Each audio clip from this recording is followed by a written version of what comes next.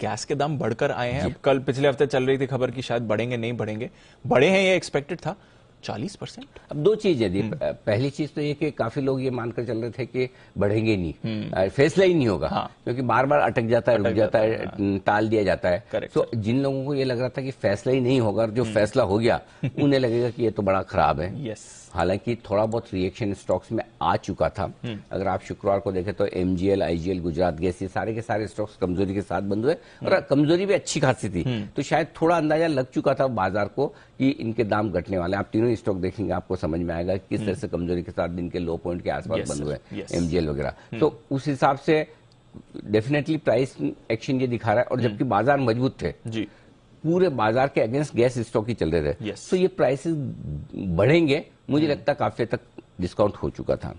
अब कितना बढ़ेंगे उसमें $9 से $10 के बीच की उम्मीद लगाई जा रही थी और आया $8.5 के आसपास $8.6। 40% अपने आप में बड़ा आंकड़ा दिखता है, लेकिन उम्मीद उससे भी कहीं ज्यादा थी। तो 5 से सीधा 10 होने का चक्कर था। तो उस हिसाब से देखा जाए तो उतने ज्यादा नहीं बढ़े। समझ गया। और उसके ऊपर से स्टॉक का रिएक्शन क्या, उसके बाद अब स्टॉक्स रिकवर हो सकते हैं। एमजीएल, आईजीएल, गुजरात गैस पर मैं बहुत क्लियर कट व्यू नहीं रख रहा, क्योंकि अब एकदम शॉर्ट टर्म ट्रिगर्स आप देखेंगे तो लगता है कि रिकवर हो जाने चाहिए। लेकिन उससे बेहतर फिर मेरे लिए ये है ओएनजीसी और ऑयल इंडिया। ये दो स्टॉक लॉन्ग करने के लिए परफेक्ट है। अगर आप तेजी करना ही चाहते हैं तो फिर यहां पर ज्यादा है। बाकी गैस स्टॉक्स में जो एमजीएल, आईजीएल, गुजरात गैस में आप वेट एंड वॉच वाली सिचुएशन में रहे, बाजार की पोजीशंस को एडजस्ट होने दे।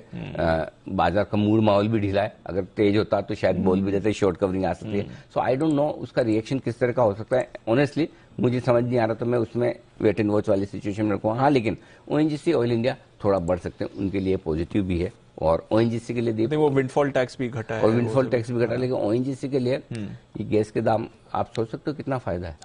20% इनका प्रॉफिट बढ़ेगा। 20% ओएनजीसी का प्रॉफिट बढ़ना छोटी बात नहीं, बड़ी चीज है, बड़ी बात है। और कच्चा तेल भी अब देखो आप 85-90 की रेंज में आ गया, घट के भी कितना घट जाएगा, 70 हो जाएगा। ऐसे देखा जाए तो ओएनजीसी के लिए अब सारी बुरी चीजें प्राइसिंग हो रही हैं। भाव 200 वाला ₹125।